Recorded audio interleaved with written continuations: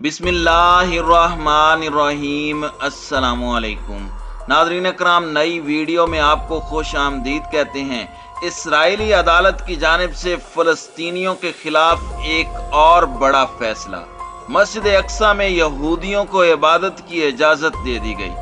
फ़लस्तीनियों की जानिब से इसराइल के खिलाफ बड़ा एहतजाज। अरब लीग, OIC और दीगर मुसलमान ममालिक की जानिब से इस फैसले को इंतहाई खतरनाक फैसला करार देते हुए कहा गया है कि इससे यहूदियों और मुसलमानों के दरमियान बड़ी कशीदगी का आगाज हो सकता है। हमास ने इसराइल को खबरदार करते हुए कहा है कि इसराइल अपने इस फैसले से बाज रहे, वरना इसके खतरनाक नताइज बरामद होंगे।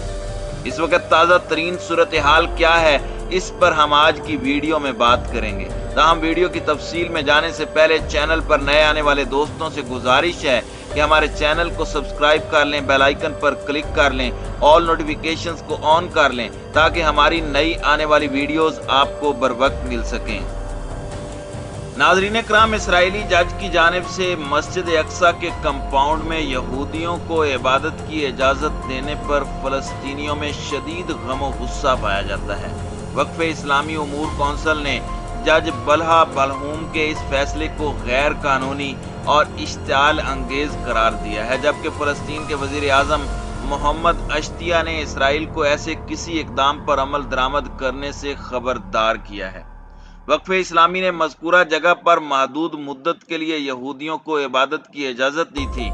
रवां बरस मई में होने वाले फसादात का दायरा मस्जिद अक्सा के कंपाउंड तक पहुंच गया था, जिसके बाद इसराइली हुक्काम ने फ़लस्तीनियों पर क्रैक डाउन शुरू किया था। इसराइल में ऐसा कोई कानून नहीं है जिससे यहूदियों को मस्जिद अक्सा में इबादत से रोका गया हो। ताहम 1967 में 6 रोज़ा जंग के बाद इसराइली हुक्काम ने तनाज़ात से बचने के लिए यहूदियों पर यहाँ इबादत करने पर पाबंदी आयद की थी। बुनियादी तौर पर मस्जिद अक्सा और इससे मुल्हिका इलाके को 3 हिस्सों में तकसीम किया गया है। बुनियादी तौर पर मस्जिद अक्सा और बैतुल मक़दस, ये दोनों हिस्से 3 मज़ाहिब यानी यहूदियों, ईसाइयों और मुसलमानों के लिए मुक़द्दस मकामात के तौर पर जाने जाते हैं।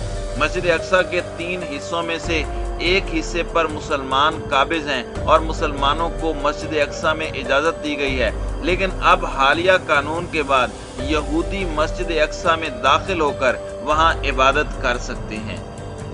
यहूदी जज के इस फैसले के बाद अरब लीग ने भी इसराइल को खबरदार किया है। अरब लीग के सरबराह अहमद अबुल गैस ने यहूदियों को मस्जिद अक्सा में इबादत की इजाज़त देने के इसराइली अदालत के फैसले की मज़म्मत की है। चीनी खबरसां इदारे के मुताबिक अरब लीग के सेक्रेटरी जनरल ने अपने बयान में इस इक़दाम को खतरनाक और नई इसराइली हुकूमत के अज़ाइम और फ़लस्तीनी अवाम को निशाना बनाने के इसके मुसलसल मंसूबों का आईना दार करार दिया है। उन्होंने इस इक़दाम को मस्जिद अक्सा के कंपाउंड को तकसीम करने की तरफ एक खतरनाक कदम करार दिया है।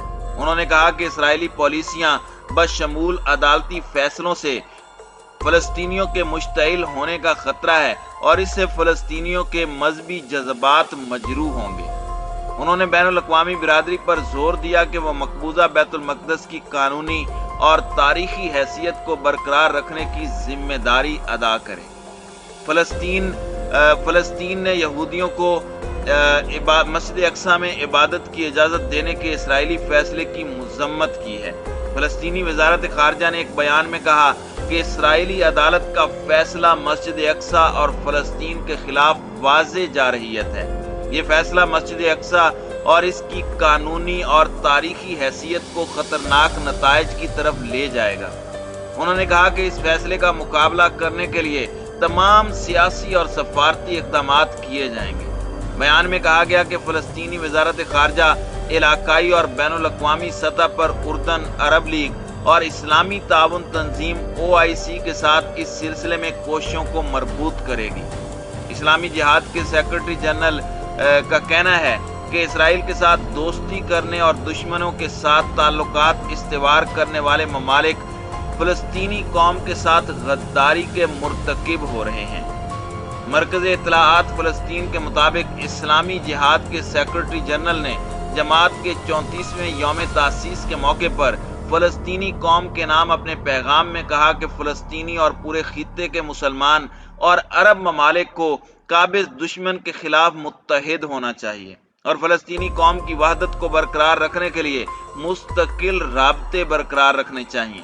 انہوں نے کہا کہ فلسطینی قوم کو اس وقت سب سے زیادہ جس چیز کی ضرورت ہے وہ وحدت اور قومی یکجہتی ہے۔ انہوں نے کہا کہ فلسطین کی آزادی اور نصرت تک مزاحمت ہمارا شعار ہے۔ دوسری جانب اسماعیل ہانیہ کی جانب سے افغانستان سے رابطہ کیا گیا ہے، جس میں افغانستان سے اس بات کی درخواست کی گئی ہے کہ افغان جنگجو فلسطین کی آزادی کے لیے کوشش کریں۔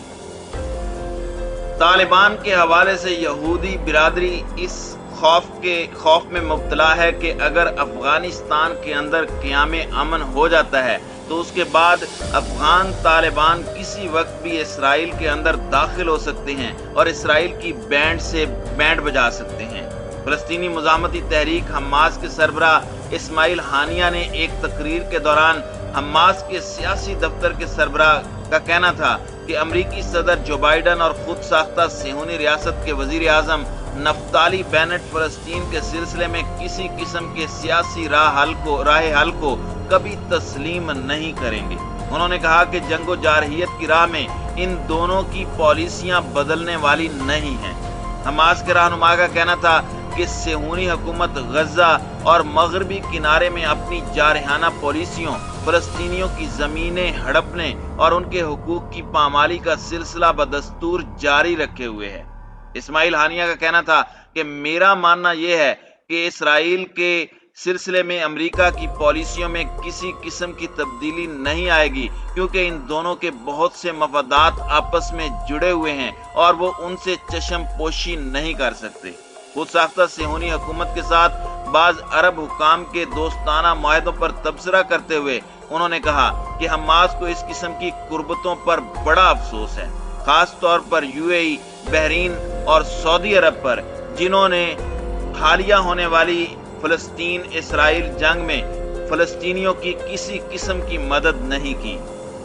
فلسطینی فورسز 1967 سے لے کر اب تک مقبوضہ دریائے اردن کے مغربی کنارے اور مشرقی بیت المقدس میں فلسطینیوں کے 11,900 مکانات اور گھروں کو مسمار کر چکی ہیں، جبکہ 73,000 افراد کو بے گھر کر چکی ہیں۔ فلسطینی سول سوسائٹی تنظیم نے کہا ہے کہ لینڈ ریسرچ مرکز کی رپورٹ کے مطابق اسرائیلی قبضے کا آغاز یعنی 1967 سے لے کر اب تک دریائے اردن کے مغربی کنارے اور مشرقی بیت المقدس میں فلسطینیوں کے 11,900 گھر مسمار کیے جا چکے ہیں۔ مسمار کیے گئے گھروں میں سے 7,440 مشرقی بیت المقدس سے ہیں اور اس انہدام کے نتیجے میں 47,220 مشرقی بیت المقدس کے رہائشیوں سمیت کل 73,000 فلسطینی بے گھر ہوئے ہیں۔ قبضے کے بعد سے اسرائیل نے دریائے اردن کے مغربی کنارے اور مشرقی بیت المقدس میں غیر قانونی یہودی رہائشی بستیاں قائم کی ہیں اور یہاں مقیم فلسطینیوں کے لیے طرح طرح کی مشکلات پیدا کر رہا ہے۔ ناظرین اکرام، واضح رہے کہ اسرائیلی انتظامیہ دریائے اردن کے مغربی کنارے کے سی زون اور مشرقی بیت المقدس میں بلا اجازت تعمیر کو وجہ دکھا کر وقتاً فوقتاً فلسطینیوں کے گھر منہدم کرتی آ رہی ہے۔ تاہم فلسطینیوں کا کہنا ہے کہ تعمیر کی اجازت کے لیے انہیں بعض اوقات سالوں تک انتظار کرنا پڑتا ہے۔ فلسطین میں القدس کے عوام کی بہبود اور دفاع کے لیے سرگرم القدس کے لیے یورپین گروپ کی طرف سے جمع کردہ ڈیٹا کے مطابق گزشتہ ماہ ستمبر کے دوران اسرائیلی فوج کے حملوں کے دوران القدس شہر میں 5 فلسطینی شہید اور 154 کو حراست میں لیا گیا ہے۔ ستمبر میں اسرائیلی فوج اور یہودی آباد کاروں نے فلسطینی شہریوں کی جان و مال پر حملوں کا سلسلہ عروج پر رہا۔ گروپ کی طرف سے القدس کے حملوں کی تفصیلات پر مبنی ماہانہ رپورٹ میں اسرائیلی فوج کی 555 خلاف ورزیوں کو 14 انسانی حقوق کی خلاف ورزیوں میں تقسیم کیا گیا۔